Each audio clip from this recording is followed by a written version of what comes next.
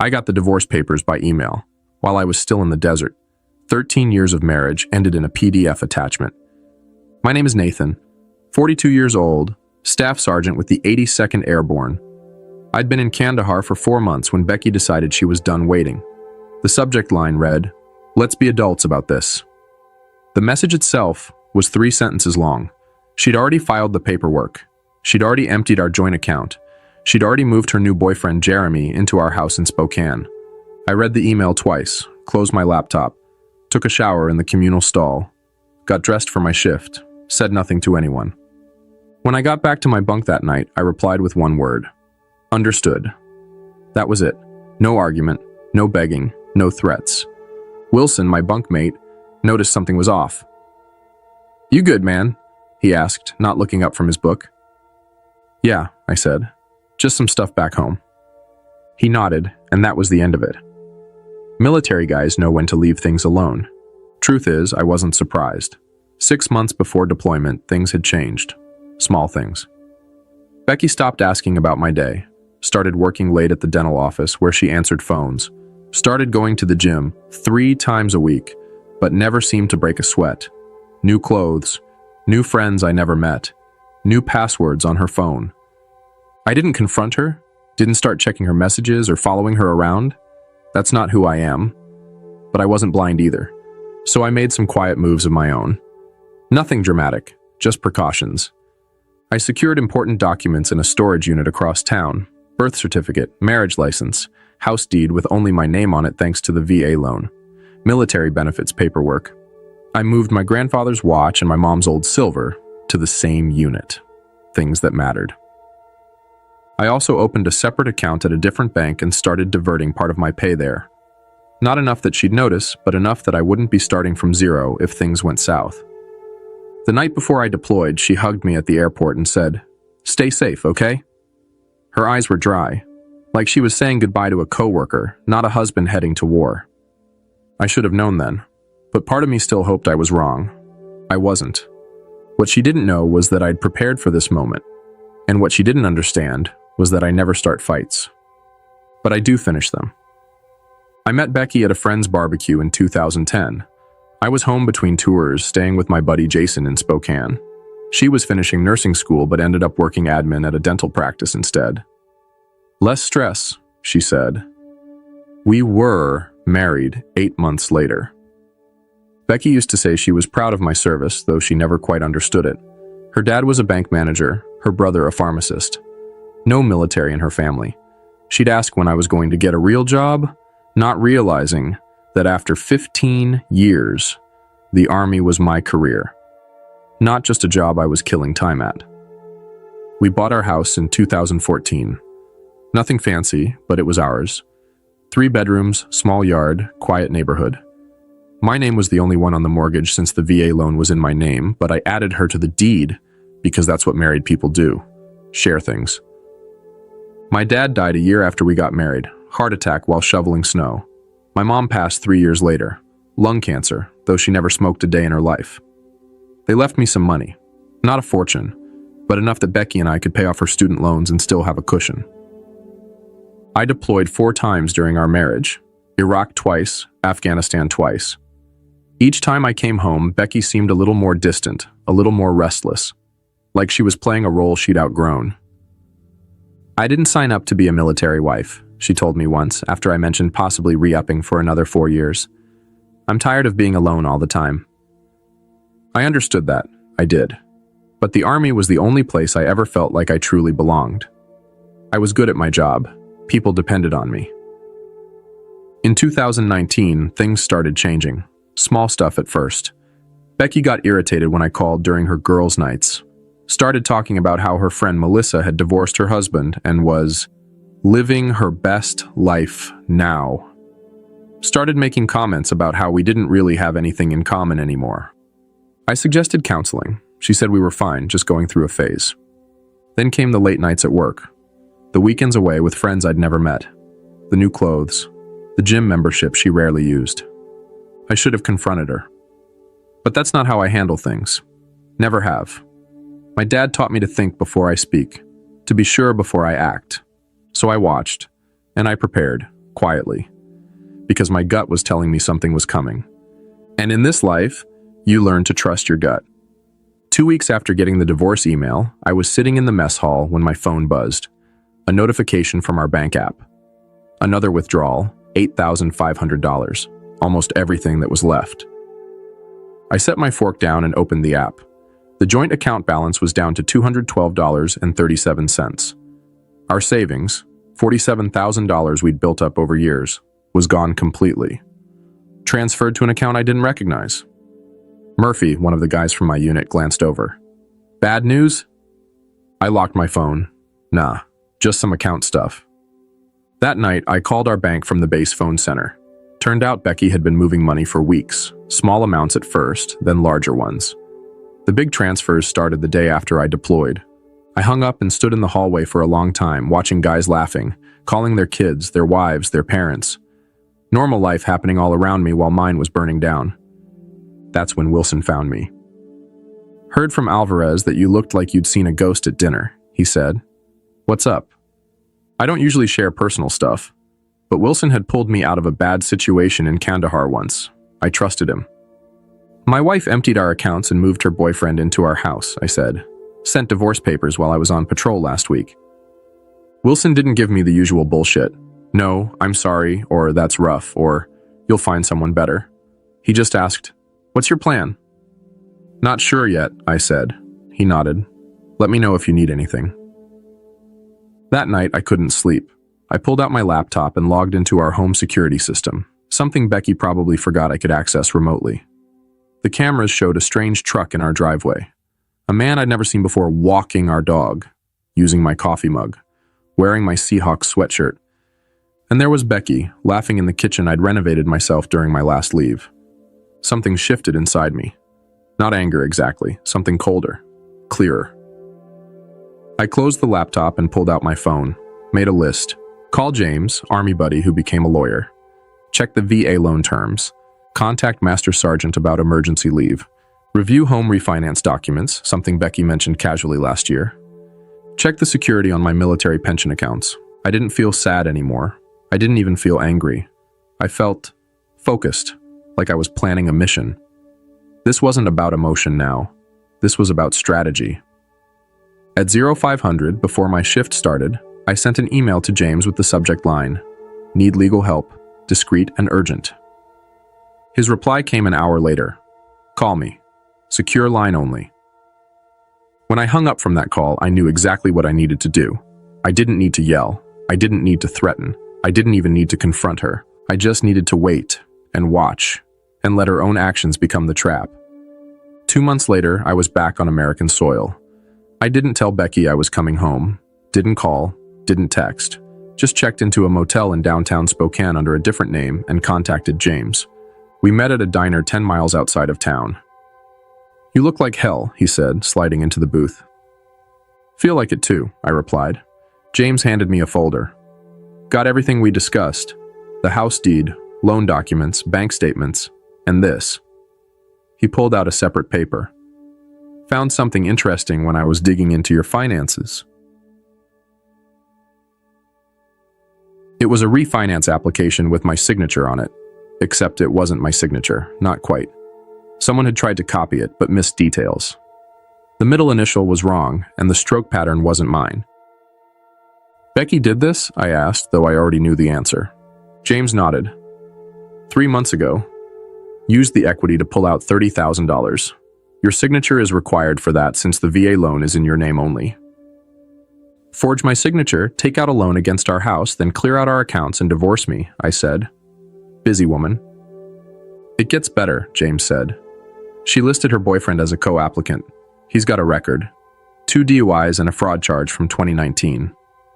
I took a deep breath. What are my options? Several, James said. But first, you need to decide what you want.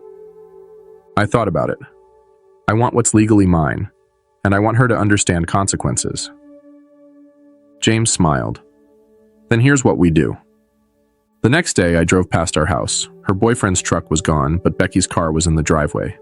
I parked down the street and watched for a while, thought about knocking on the door, confronting her. But that wasn't the plan. Instead, I drove to the bank, met with the loan officer who had processed the refinance, showed him my military ID, showed him the real signature on my driver's license, showed him the forged documents. His face went pale. "I'll need to report this immediately." "I understand," I said. "I've already filed a police report." That night, I got a text from Becky. "Who have you been talking to at the bank?" Jeremy said someone was asking questions. I didn't respond. The next day, I went to the county clerk's office, filed paperwork contesting the refinance due to fraud, registered formal notice that no changes to the property could be made without my presence. 2 days later, Becky called. I let it go to voicemail. "Nathan, we need to talk. The bank called about the house. What are you doing? If this is about the divorce, we can discuss it like adults." Like adults. The same words from her email. I still didn't respond. James called that afternoon. "They froze the refinance money, and there's more. Your wife's boyfriend has been driving your truck, right? The one in your name?" "Yeah." "He got pulled over this morning, driving on a suspended license from those DUIs. They impounded the vehicle." "Good," I said. "He also had some interesting things in the truck. Prescription pads from the dental office where Becky works, they weren't blank." I closed my eyes. "She's been stealing prescription pads?" "Looks that way. The police are investigating." I hung up and sat on the edge of the motel bed. This was getting bigger than I'd expected. Part of me wanted to call Becky, warn her. Old habits. But then I remembered the security camera footage. My house, my dog, my life. Given away like it meant nothing. This was the path now. I couldn't turn back, and honestly, I didn't want to. I met with the bank fraud investigator the next morning. Name was Thompson. Short guy with tired eyes and a coffee stain on his tie. "This happens more often than you'd think," he said, spreading documents across his desk. "Spouse deploys. Other spouse sees an opportunity." "What happens now?" I asked. "We've frozen the funds from the fraudulent refinance, but there's a problem. Some of the money's already gone." "How much?" "About half, $14,600. I leaned forward. "Where did it go?" Thompson hesitated. "I'm not supposed to share that information. It's my house, my name forged, my money stolen." He nodded slowly, then turned his computer screen toward me. "These are the transfers out of the refinance account." I scanned the list. Multiple transfers to someone named Daniel Spencer, not Jeremy, someone else I'd never heard of. "Who's Daniel Spencer?" I asked. Thompson shrugged. "Not my department, but you should ask your lawyer to subpoena these records." I called James as soon as I left the bank. "Daniel Spencer," he repeated. "Let me run a check." An hour later, he called back. "Got it. Daniel Spencer is a real estate agent, specializes in quick sales, cash deals." "She was planning to sell our house," I said. The realization hit me like a physical blow. "Looks that way. The deposits were probably earnest money to get him moving on a listing. But here's where it gets interesting. Spencer has done business with Jeremy Ryan before." "Jeremy Ryan? Is that—" "Your wife's boyfriend, yes. They've closed 3 deals together in the past 2 years." I sat down on a park bench trying to process this. So this wasn't just Becky leaving me for some guy. This was, what? A planned operation? "Maybe," James said carefully. I did some digging into Jeremy Ryan. He has a pattern. Gets involved with women going through divorce or with deployed spouses. 3 cases I found so far. Each time, the woman's home gets sold well below market value to one of Spencer's clients. Ryan gets a cut, then he moves on. And Becky? She knew about this? Hard to say. Maybe she's a victim too, or maybe she's in on it. I rubbed my face. This wasn't just about Becky betraying me anymore. This was something bigger, something calculated, and other military families had been victims. "What do we do?" I asked. "I've already contacted the FBI's Financial Crimes Division," James said. "This crosses state lines, involves military personnel and VA loans. They're interested." That night, I sat in my motel room with a beer, thinking about everything, wondering if Becky had been playing me our entire marriage, or if she'd gotten swept up in Jeremy's scheme, wondering if it even mattered. My phone buzzed. Becky again. "Nathan, please call me. The bank is saying something about fraud, and Jeremy got arrested for driving your truck. I don't understand what's happening." I stared at the message for a long time. Then I typed, "Who is Daniel Spencer?" 3 dots appeared as she started typing, then stopped, started again, stopped. Finally, "I don't know what you're talking about." 14,600, I wrote. Multiple transfers. House listing? No response for 10 minutes. Then, "It's not what you think." I turned off my phone and went to bed. The next morning, James called. "FBI wants to meet. They've been investigating Ryan and Spencer for months. You're not the first, but you might be the case that breaks it open." For the first time since getting that divorce email, I felt something close to satisfaction. Not because my marriage was over, but because the truth was finally coming out. I met with the FBI agents at their field office in Spokane, Agent Patel and Agent Donovan. They recorded my statement, took copies of all the documents James and I had gathered. "Your case helps establish a pattern," Agent Patel explained. "Shows intent, organization, makes it a conspiracy rather than isolated incidents." "What about Becky?" I asked. "My wife, ex-wife." The agents exchanged looks. "We're still determining her level of involvement," Donovan said carefully. "Did she ever mention financial difficulties? Pressure to sell the house?" I thought back. "She kept saying we were house poor, that we should downsize. I didn't see the need. Our mortgage payments were manageable on my salary." Patel made a note. "When did that start?" "About 6 months ago, around the time she must have met Jeremy." "And the refinance?" Donovan asked. "Never discussed it with me. She forged my signature while I was deployed." They asked more questions, took more notes. When we finished, Patel handed me her card. "We'll be in touch. In the meantime, don't confront your wife or Ryan. We need to build this case carefully." I nodded. "Understood." That evening, I drove to our neighborhood again, parked down the street from our house. Jeremy's truck was back, must have gotten it out of impound. Becky's car was gone. My phone buzzed. Text from Becky. "We need to talk in person. Meet me at Riverfront Park tomorrow. Kale pattamani." I showed the text to James over breakfast the next day. "Don't go," he advised. "Nothing good can come from talking to her right now." "I won't," I said, "but I want to know what she's doing today while she thinks I'm meeting her." We drove to our house at 9:30 a.m., parked across the street. At 9:45, Becky came out, got in her car, and drove away, heading toward Riverfront Park. "Now what?" James asked. "Now we wait," I said.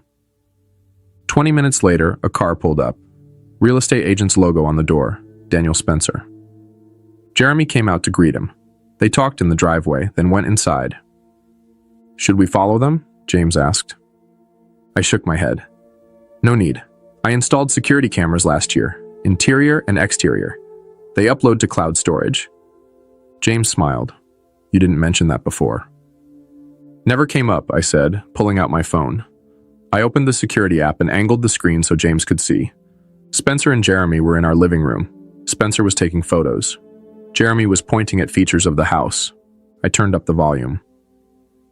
"Should list by the end of the week," Spencer was saying. "I've got a buyer interested already. Cash offer, as usual." "How much?" Jeremy asked. "420?